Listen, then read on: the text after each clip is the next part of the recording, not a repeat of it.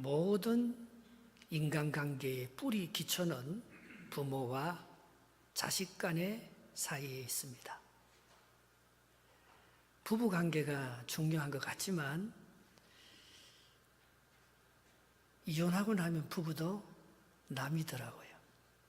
가장 가까운 것 같지만 그러나 아무리 이혼을 하고 아무리 부부관계가 멀어져도 변하지 않는 것은 부모와 자식 간의 사이인 것입니다. 이 관계가 우리의 가장 기초가 되는 거예요. 왜 그러냐? 오늘 이 관계를 요한복음 15장은 포도나무와 가지의 관계로 비유하고 있습니다. 하나님과 우리와의 관계, 그걸 아버지와 아들의 관계로 묘사하면서 동시에 포도나무와 가지의 관계로 얘기하는 거예요. 오늘 본문 5절 한번 읽어보겠습니다. 5절 시작. 나는 포도나무여 너희는 가지라. 그가 내 안에 내가 그 안에 거하면 사람이 열매를 많이 맺나니 나를 떠나서는 너희가 아무것도 할 수 없음이라 했습니다. 이거는 부모와 자식 간의 이 관계, 포도나무와 가지의 관계가 뭘 말하느냐? 그것은 첫째로 부모와 자식 사이에는 서로에게 속해 있다는 거예요. 부모는 자식 안에 속해 있고 자식은 부모 안에 서로 속해 있다는 것입니다. 요한복음 1장 12절에 우리가 예수님을 믿으면 어떻게 됩니까? 영접하는 자, 곧 그 이름을 믿는 자들에게는 하나님의 자녀가 되는 권세를 주셨다는 거예요. 하나님이 우리에게 주시는 가장 큰 축복은 자녀된 권세입니다. 하나님과 우리의 사이가 부모와 자식 간의 관계로 변했다는 것이죠. 예수님도 하나님과 어떤 관계입니까? 예수님이 하나님하고 부부가 아니잖아요. 하나님과 예수님과의 관계는 아버지와 아들의 관계로 묘사하고 있습니다. 그것이 가장 친밀한 관계이기 때문에 부모와 자식 간의 관계도 서로에게 속해 있는 가장 친밀한 관계가 된다는 것. 우리가 이 관계의 뿌리를 내리지 않을 때에 모든 관계가 흐트러집니다. 부모와 자식과의 관계를 제대로 하지 못하는 사람은 성도와의 관계나 하나님과의 관계를 제대로 할 수가 없습니다. 이 관계가 가장 뿌리가 되고 가장 기초가 되는 중요한 관계이기 때문에 그런 것입니다. 그런데 우리가 이 부모와의 관계, 자녀와의 관계가 이렇게 친밀한 관계가 되지 못하면 어떻게 됩니까? 6절에 이렇게 말씀하고 있습니다. 6절 시작. 사람이 내 안에 거하지 아니하면 가지처럼 밖에 버려져 마르나니 사람들이 그것을 모아다가 불에 던져 사르느니라.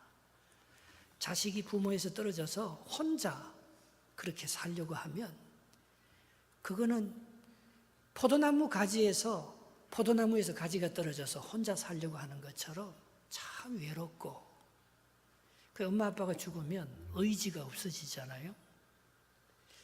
참 엄마 아빠가 그래도 어머님 아버님이 살아 계실 때하고 어머님 아버님이 없을 때하고는 차이가 참 많습니다. 뭐 특별히 해주는 것도 없지만 그분이 나의 의지가 되고 기둥이 되고, 그래서 엄마 아빠 없이 큰 고아들이 얼마나 외로워요.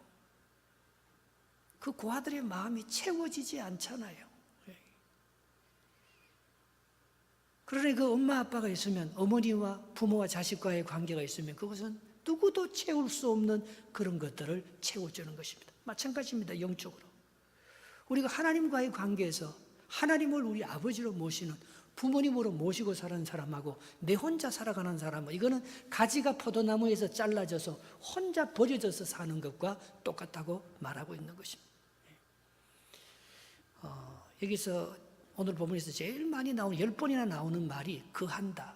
너희가 내 안에 거하고 내가 너희 안에 거하면, 계속 거한다, 그렇게 말한, 이거는 오이케우라고 말하는데 이거는 오이코스라는 말에서 나왔습니다. 오이코스는 집이라는 뜻입니다. 홈, 가정이라는 뜻입니다. 여러분, 우리가 함께 있다고 함께 사는 건 아닙니다. 가족이 모였다고 진짜 가족은 아니에요. 육체는 살고 있지만 몸은 딴 데 가 있는 사람들이 많습니다. 그래서 가족 안에서 부모의 존재를 못 느끼고, 가족 안에서 부모는 자식의 존재를 못 느끼고, 함께 살고는 함께 있지만 함께 사는 건 아닌 거예요. 예수님께서 이 땅에 오셨을 때 하나님께서 우리에게 임마누엘이라 말했는데, 그것을 번역하면 하나님의 영이 우리와 함께 한다는 뜻이에요. 스피릿이 있어야 함께 사는 거지, 몸만 함께 산다고 사는 것이 아니지 않습니까? 그래서 로마서 8장 9절에 이렇게 말합니다. 만일 너희 속에 하나님의 영이 거하시면 너희가 육체에 있지 아니하고 영에 있나니 그리스도의 영이 없으면 그리스도의 사람이 아니라 했습니다. 여러분, 교회 다닌다고 다 그리스도인입니까? 몸만 교회 나와서 오늘도 예배는 드리지만 하나님의 영이 여기 없는 사람이 있어요. 그런 사람들은 구원 못 받지요. 엄마 아빠하고 자식이 같이 살지만 엄마 아빠의 영성과 스피릿이 자녀들과 서로 교통하고 교감하지 않은 성령의 교통하심이 그 가정에 없으면 그 가정은 가족이 함께 살지만 함께 있지만 함께 사는 건 아닌 것이죠. 오늘 여러분들 가정에 성령께서 함께 하심으로 말미암아 그 가정이 그냥 몸만 사는 것이 아니고 여러분의 가정에 하나님의 사랑의 영, 성령의 영이 충만해서 부모와 자식 간에 아름다운 교통이 있어서 함께 살아가는 임마누엘의 영이 여러분 가정에 함께 하시기를 축복합니다. 그러면 어떻게 부모가 내 안에 있고 내가 부모 안에 있고 하나님이 내 안에 있고 내가 하나님 안에 있을 수 있느냐는 거지요. 그게 어떻게 가능하냐는 것입니다. 그 다음 절에 나와 있습니다. 7절 8절 한번 읽어보겠습니다. 7절 8절 시작. 너희가 내 안에 거하고 내 말이 너희 안에 거하면 무엇이든지 원하는 대로 구하라. 그리하면 이루리라. 너희가 열매를 많이 맺으면 내 아버지께서 영광을 받으실 것이요 너희는 내 제자가 되리라. 여기서 앞에 5절하고 7절하고 차이가 있습니다. 어떤 차이가 있죠? 7절에 뭐라고 말합니까? 너희가 내 안에 거하고 그 다음에 내 말이 너희 안에 거하면, 여러분, 우리가 함께 살아간다는 것, 하나님의 영이 우리와 함께 한다는 것은 뭡니까? 내 안에 하나님의 말씀이 거한다는 뜻입니다. 하나님의 말씀이 거할 때 우리가 서로 사랑할 수가 있어요. 그러나 우리가 하나님의 말씀을 떠나서는, 하나님을 떠나서는 내 자아만 남아 있습니다. 이걸 가지고는 아름다운 가정을 만들 수도 없고 아름다운 관계를 형성해 나갈 수도 없다는 것입니다. 여러분, 가장 큰 상처는 누구한테 받아요? 가족끼리 받습니다. 특별히 부모한테 받습니다. 부부끼리 상처냅니다. 이 부모와 자식 간의 관계라는 것은 두 얇은 종이가 악교풀로 붙여놓은 것과 같아요. 근데 그 악교풀이 중요해요. 악교풀이 하나님의 영, 하나님의 말씀이에요. 이 악교풀이 악교풀이 이게 떨어지면 서로 자기의 욕심을 구하면서 떨어지려고 하면 악교풀로 붙인 종이가 이게 떨어지는 게 아니고 찢어져서 얼마나 큰 상처를 내는지 몰라요. 기대가 더 많기 때문에, 더 많이 사랑하고 더 많이 집착하기 때문에 상처가 큰 거예요. 헤어질 때 그냥 헤어지지 않습니다. 다 찢어놓고 헤어집니다. 그러니까 한번 원수가 되면 가족끼리요, 오히려 세상 사람들보다도 더 악하게 지냅니다. 이거 정말 조심해야 됩니다. 다른 사람은 한번 상처를 줘도 안 보면 그만이고 또 제외할 수 있지만 가족은 한번 상처를 내놓으면 영원히 못 보는 거예요. 영원히 커도 그 관계가 단절되어서 그 가족이 원수가 되고 형제지간이 원수가 되고 그렇게 살아가는 경우가 참 많습니다. 그 안에 하나님의 말씀이 없으면, 그 안에 얇은 종이를 붙여주는 악교풀이 말라버리면 우리는 우리의 관계가 그렇게 비참하게 파괴되어 버린다는 것을 말씀하고 있는 것입니다. 가정을 파괴시키는 세 요소가 있습니다.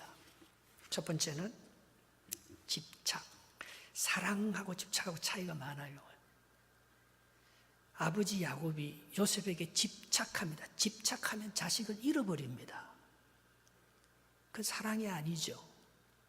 하나님의 영에, 하나님의 그 순종하는 게 아니고 내 자아가 더 큰 거지요. 내 욕심이, 내 작품이 더 큰 거지요. 그 가정을 깨요. 부모와 자식 간의 관계를 깨버립니다. 집착과 간섭과 그 자식을 내 것으로 만들려고 하는 소유, 이게 강하면, 욕심이 강하면 가족 관계가 깨어집니다. 그러나 그 가족을 아름답게 회복시키는 세 가지 요소가 있다면 그것은 신뢰, 믿어주는 거죠. 자식이 아무리 잘못 나가도 하나님이 잘되게 해주실 줄 믿습니다. 그리고 기도하는 거죠. 그리고 나를 내려놓고 내 작품을 만들려고 하지 아니하고 내 작품을 내려놓고 기다려 주는 것이죠. 아버지가 탕자가 집 나갔을 때 아버지가 가서 그 탕자를 데려오면 또 집 나갑니다. 아버지가 다 내려놓고 탕자가 돌아올 것을, 자식이 돌아올 것을 믿고 신뢰하고 기다립니다. 기도하면서 하나님께 다 맡기고 기다립니다. 그것은 내 안에 하나님의 약속의 말씀이 있기 때문에, 악교풀이 있기 때문에, 하나님께서 다시 붙여줄 것을 믿기 때문에 그렇게 하는 것입니다. 여러분, 원수가 누구예요? 진짜 원수가 누구? 진짜 원수는 어디 있어요? 내 집안의 식구가 원수라고 말했습니다. 마태복음 10장 36절 37절 한번 읽어보겠습니다. 사람의 원수가 자기 집안 식구니라. 아버지나 어머니를 나보다 더 사랑하는 자는 내게 합당하지 아니하고 아들이나 딸을 나보다 더 사랑하는 자도 내게 합당하지 아니하며 했습니다. 여러분, 하나님보다 내 자식을 더 사랑하면 아들이 원수가 돼버립니다. 하나님보다 내 딸을 더 사랑하면요, 그 딸이 원수가 돼버립니다. 루터가 아버지의 뜻을 받들어, 아버지는 루터가 법률가 로이어가 되기를 원했지만 루터는 신학 공부하러 가서 아버지와 루터는 원수 사이가 되었습니다. 그런데 루터가 하나님의 뜻을 쫓아감으로 나중에 아버지가 루터의 신학을 받아들이고 그 가정이 위대한 하나된 축복의 가정이 되는 거예요. 프란체스코가요, 얼마나 부자하고 아버지가 그의 기업을 이어받기를 원했지만 그는 재산을 다 버리고 수도원으로 들어서 가난하고 외로운 삶을 살았습니다. 그는 아버지보다도 하나님을 더 사랑했습니다. 하나님의 뜻을 더 순종했습니다. 내가 내 자식을 잡으려고 하고 내가 이 가정을 한번 세우려고 그렇게 많이 하면, 내 의지가 많이 들어가면 들어갈수록 거기에 행복한 가정이 세워지는 게 아니고 말입니다. 하나님의 말씀에 순종할 때 하나님의 말씀을 내가 더 귀중하게 여기는 그 부모의 그 아름다운 내려놓음의 그 영성이 부모와 자식 간에 서로 하나가 되고 교통하게 되는 위대한 하나님의 하나된 가정을 만들어 나간다고 약속하고 있는 것입니다.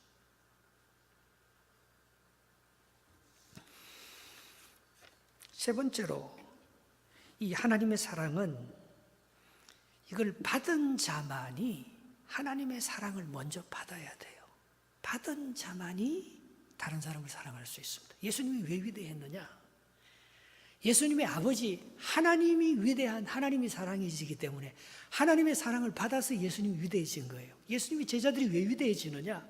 예수님께로부터 그 사랑을 받고 훈련받았기 때문에 예수님의 제자들이 위대해지는 거예요. 그 사랑은요, 내리사랑이에요. 부모는 자식을 사랑해도 자식은 부모 별로 안 사랑해요. 몰라요, 그 사랑을. 스승은 제자를 사랑해도 제자는 스승의 마음을 잘 모릅니다. 그런데 여기서 하나님의 사랑을 받는다는 것은 곧 하나님의 계명을 지킨다는 것하고 똑같아요. 네가 하나님을 사랑하는지 사랑하지 않는지 어떻게 알 수 있느냐? 하나님의 계명을 지키느냐 지키지 않느냐, 그걸 보면은 네가 하나님의 사랑을 하는지, 네가 부모를 사랑하는지 사랑하지 않는지 어떻게 알 수 있느냐? 하나님께서 준 그 부모에게 준 계명을 지키면 그는 부모를 사랑하는 자고, 그렇지 않으면은 자기가 부모보다 더 잘났어요. 자기 뜻대로 사는 자지요. 오늘 보면 그 다음 말씀 2절 한번 읽어보겠습니다. 9절 10절입니다. 9절 10절 시작. 아버지께서 나를 사랑하신 것 같이, 이게 먼저죠. 아버지께서 나를 사랑하신, 하나님께서 예수님을 사랑하신 것 같이 예수님은 또 뭡니까? 나도 너희를 사랑하였으니 나의 사랑 안에 가라. 하나님의 사랑을 받아서 예수님께서 그 사랑으로 제자들을 사랑하는 거예요. 너희들도 나의 사랑을 충만하게 받으면 너희 자녀들이나 많은 사람을 사랑할 수 있게 된다는 거예요. 그거는 곧 뭘 말하느냐? 하나님의 계명을 지킨다는 거예요. 그 다음 절 한번 봅시다. 10절. 내가 아버지의 계명을 지켜 그의 사랑 안에 거하는 것 같이 너희도 내 계명을 지키면 내 사랑 안에 거하리라. 여러분, 어떤 장로님이요, 병이 들어서 이제 죽게 된 거예요. 그런데 굉장히 불안하고 두려워하는 거예요. 못 죽는 거예요. 여러분, 못 죽습니다. 죄가 많으면 더 못 죽고요. 아쉬움이 많으면 더 못 죽고요. 부모로서 사랑을 많이 베풀지 못하면 더 못 죽고요. 부모에게 사랑을 많이 올려드리고 순종하지 못한 자식은 더 많이 울고요. 못 헤어집니다. 못 죽습니다. 그래서 목사님이 와서 성경 하나를 읽었어요. 요한복음 3장 16절 읽었어요. 여러분 잘 알지요? 하나님이 세상을 이처럼 사랑하사 독생자를 주셨으니 이는 저를 믿는 자마다 영생을 얻을까 말까 하노라. 그렇게 읽었어요. 아니 목사님 왜 그렇게 영생을 얻을까 말까 합니까? 당신이 지금 그렇지 않느냐고. 하나님의 약속, 계명의 말씀을 지키면요, 내 의와 내 행위와 관계없잖아요.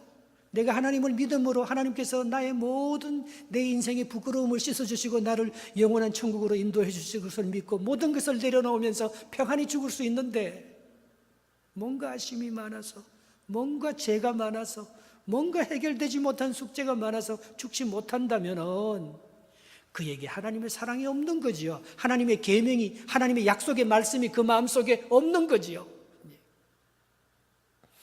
하나님께서 우리에게 계명을 주시면서 하나님과 우리 사이에서는 우상을 하나님께서 섬기지 말고 나만 섬기라고 했어요. 그리고 이웃과의 관계에 있어서 제일 먼저 주신 말씀이 뭡니까?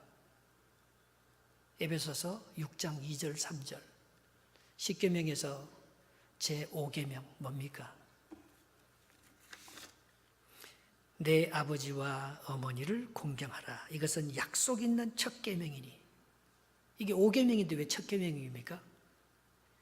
1부터 4계명까지는 하나님과의 이 십자가의 세로의 관계를 얘기하잖아요. 그러나 가로의 관계를 얘기하는 서로 사랑, 이 인간관계, 그 관계에 있어서 하나님께 주시는 첫 계명은 내 부모, 내 어머니와 아비를 공경하는 것입니다.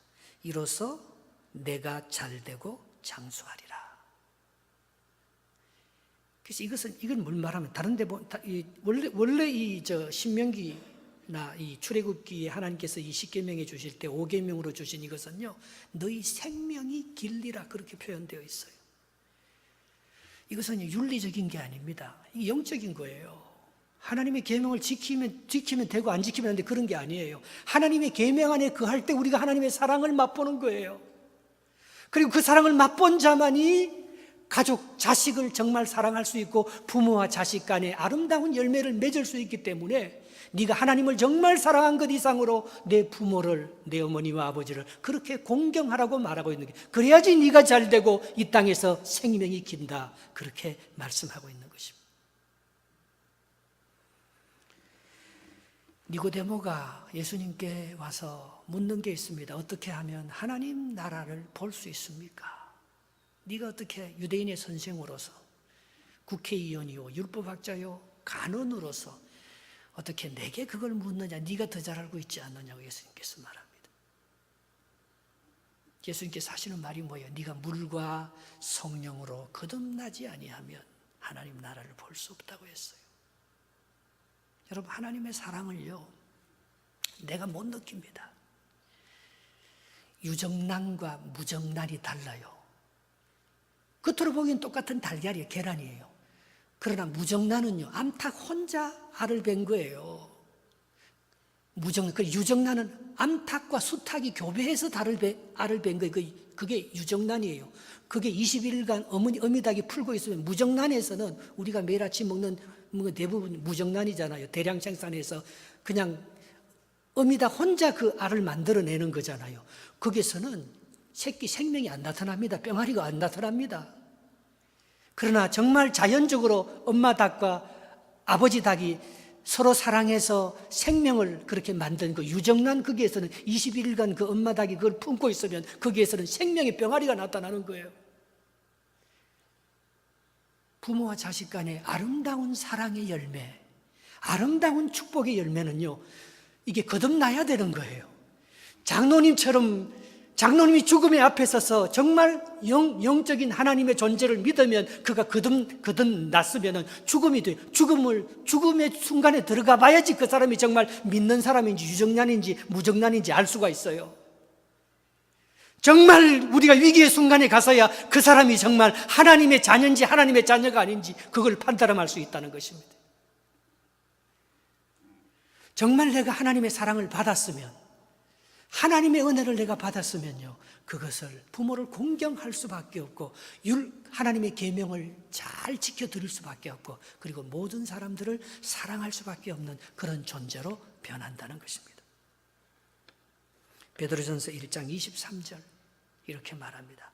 너희가 거듭난 것은 썩어질 씨로 된 것이 아니요 썩지 아니하는 씨로 된 것이니 살아있고 항상 있는 하나님의 말씀으로 되었느니라. 할렐루야.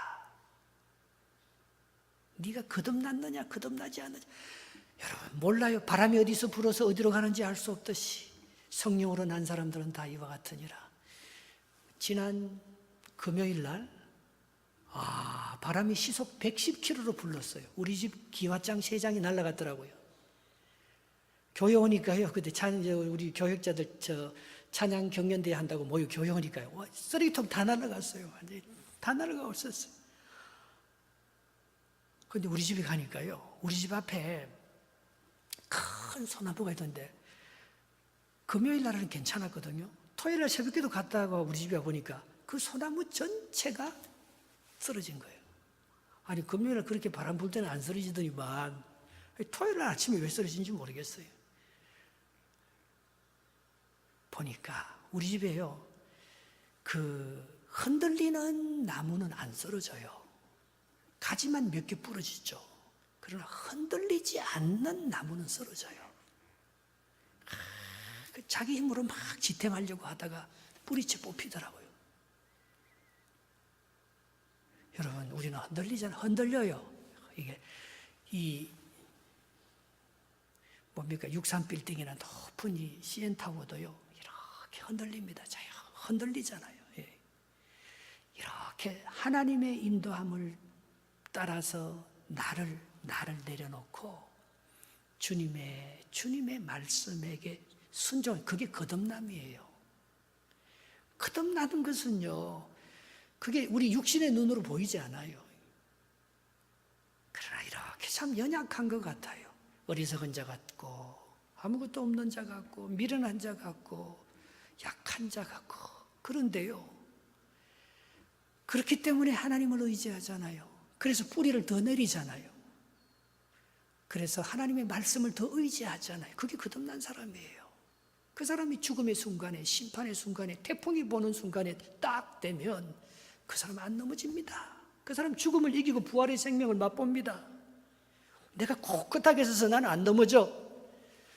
내가 그렇게 하나님의 사랑 안에 거하지 아니하고 하나님의 율법 아래 거하지 아니하고 내 힘으로 살려고 하는 사람은요, 탁 넘어집니다. 못 일어납니다. 저를 따라 한번 해보시기 바랍니다. 사랑은 내가 원하는 것을 해주는 것이 아니고, 시작. 상대방이 살아가는 원칙을 지켜주고 따라가는 것이다. 상대방이 살아가는 그 방식을 존중해주고 지켜주고 따라가주는 거예요. 내가 그 상대방을 내 삶의 방식대로 끌어내리는 게 아니고, 사랑은 내가 해주고 싶은 것을 해주는 것이 아니고, 그 사람이 그렇게 살아가는 방법을 존중히 여기면서 내가 흔들려 주는 거예요. 내가 흔들려 주는 거예요. 내가 그 사람에게 맞춰주는 거예요. 내가 그 사람의 원칙을 존중해 주는 거예요. 내가 부모가 훌륭해서 내가 부모를 공경하고 부모를 따라주는 것이 아니고 하나님의 원칙을 따라주는 거예요. 하나님의 말씀에 순종해 주는 거예요. 그게 사랑이에요.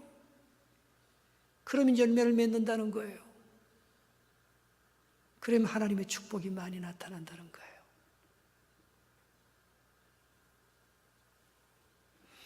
찬송도요, 내가 부르는 찬송이 있습니다. 그 찬송은 하나님께서 안 받을 거예요. 성령께서 나로 하여금 찬송하는 걸 따라가는 거예요. 봉사도 내 힘으로 힘주고 봉사하는 사람은 봉사하다가 조금만 한 소리 하면 시험에 들려서 넘어져 버립니다. 봉사도 하나님이 공급해 주시는 힘으로 봉사하는 거예요. 헌금도 내가 계산해서 헌금 바칩니다. 아까워서 인색하게 내 방법으로 헌금합니다. 그 사람 절대 축복 못 받을 것입니다. 하나님도 계산해서 그 사람한테 축복해 줄 것입니다. 주라 그러면 너희에게 안겨 줄 것이요 누르고 흔들어 넘치도록 하여 너희에게 주는 것은, 이게 내가 계산해서 성령이 주시는 감동으로 오늘도 감사하고 성령이 주시는 영감으로 하나님 앞에 더 풍성한 것을 드리고 하나님의 방법으로 하나님의 그 법칙을 따라서 내가 순종하며 부모를 공경하고 하나님을 섬기고 이웃을 섬기고 하나님의 원칙에 내가 순종해서 따라가는 거지, 내가 원하는 방법, 내가 세워놓은 기준, 내 뜻을 쫓아서 그것을 따라가고 계산하는 것이, 그것이 봉사고 그것이 하나님의 뜻이 아니라는 거예요. 그건 부러져요. 그건 하나님의 뜻을 온전히 이루지 못해요.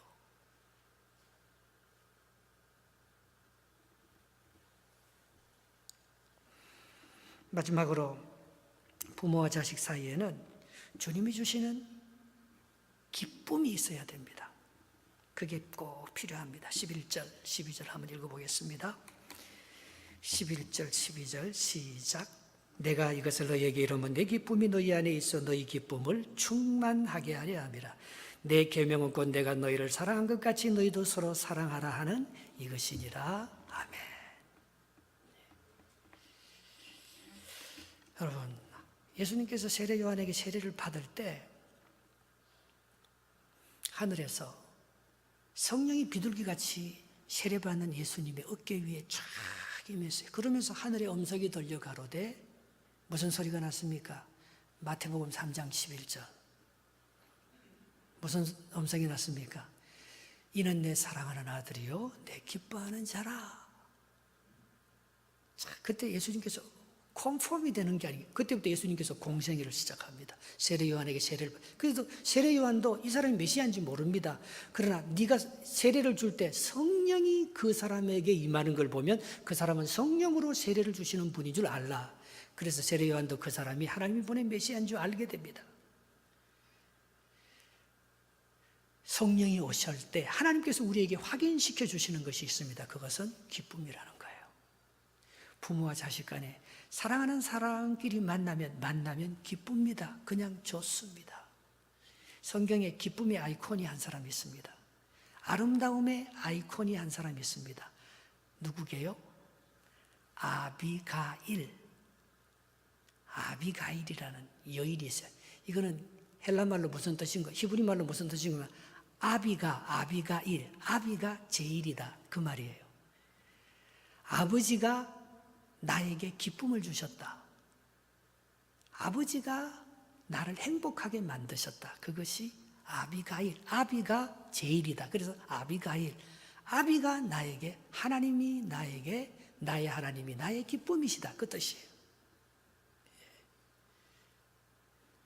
여러분, 아비가일 남편이 나발이지 않습니까? 나발은 어리석은 자라는 뜻입니다. 나발은 양떼가 3,000마리나 있었어요. 염소떼가 1,000마리나 있었습니다. 구약에 나오는 부자 중에 욥 다음으로 가장 큰 부자가 나발입니다. 그런데 그때는 사울이 정권을 다스리기 때문에 무정부 상태예요. 사울에게 쫓긴 다윗이 나발이 있는 그 우리 옆에 진을 치고 있었기 때문에 그 무정부 상태에서 다른 사람들이 나발의 그 양무리를 공격하지 못하도록 울타리가 되어주고 그들에게 방패가 되어줬어요. 그래서 그 광야에서 생활하는 400명의 다윗의 전사들이 얼마나 배가 고팠겠어요. 그래서 다윗이 하루는 나발의 집에 자기들의 부하를 보내면서 우리에게 먹을 것을 좀 제공해달라고 부탁하는데 나발이 그렇게 얘기합니다. 요즘 젊은 사람들 중에서는 그 주인의 품을 떠나서 함부로 반역하며 나와서 지 맘대로 살아가는 사람이 있다고. 다윗은 누구고 이새의 아들은 누구냐고, 내가 왜 그 사람에게 먹을 것을 공급할 필요가 있느냐고 합니다. 다윗이 화가 나갖고 말입니다. 400명의 전사를 데리고 나발을 없애버리려고 복수하려고 쫓아옵니다. 근데 갑자기 누가 나타나요? 아비가일이 거기에 무릎을 꿇고 혼자 독대하는 거예요, 다윗을. 많은 음식을 갖고 와서. 아니, 당신은 왜 하나님이 기름 부은 사람이 아닙니까? 당신은 하나님의 자비를 덧입은 하나님의 아들 아닙니까? 다시 예수 그리스도의 모형, 메시아인 것을 그에게 말해주는 거예요. 그러면서 당신은 하나님께서 원수와 싸우라고 오늘 이렇게 전사로 만들어주는 것이 아니고 하나님을 위해서 싸우는 하나님의 군인 아닙니까? 그 사람은 원래 어리석은 자인데 그 사람을 상대하려고, 그 사람을 보복하려고 하면 나발을 잡다가 당신까지 악한 사람이 될까 두렵습니다. 그래서 이 다윗이 네가 하나님께서 보내준 하나님의 사람, 기쁨의 사람, 내가 이 일을 했었으면 이스라엘 모든 전체에 하나님의 종이 아니고 슬픔의 종이 되었을 텐데 네가 나로 하여금 다시 하나님의 종인 것을, 하나님의 사람인 것을 회복시켜준 참 고마운 기쁨의 아이콘, 아름다움의 아이콘. 이 아이콘은 헬라말로요, 이미지라는 뜻이에요. 여러분, 우리는요 하나님의 자녀잖아요. 하나님의 자녀의 이미지가 있어요. 하나님의 자녀의 아이콘이 있습니다. 그것은 내 뱃속에서 샘솟는 기쁨이 있다는 거예요. 그건 세상이 주는 기쁨이 아니에요. 그거는 내 다른 물질과 포도주의 풍성함이 주는 기쁨이 아니에요. 그리스도 안에서 이미 모든 것을 누리고 있는 감사와 감격의 기쁨이에요. 부모와 자식 간에는 그게 있잖아요. 내가 비록 실패하고 잘못해도 부모가 하나님의 사랑처럼 강건해서 나의 모든 것을 지켜주시고 행복하게 해주신 아비가할이 그 부모로부터, 하나님께로부터 그 기쁨을 받았기 때문에 실패할 수밖에 없고 보복할 수밖에 없는 다윗 앞에서도 그 기쁨의 아이콘으로, 아름다움의 아이콘으로 다윗을 살려내고 다윗을 축복하는 위대한 여인이 될 수 있었던 것입니다. 오늘 저와 여러분들이 그런 하나님의 은혜를 본받아서 우리의 관계 속에서 말입니다, 하나님께 속해 있고 또 내가 조금 흔들리는 것 같지만 하나님의 말씀에 순종하면서 하나님이 주시는 그 기쁨과 은혜로서 부모와 자식 간의 관계를 잘 회복함으로 모든 사람들과의 관계, 하나님과의 관계를 회복하는 복된 삶이 되시기를 주님의 이름으로 축복합니다.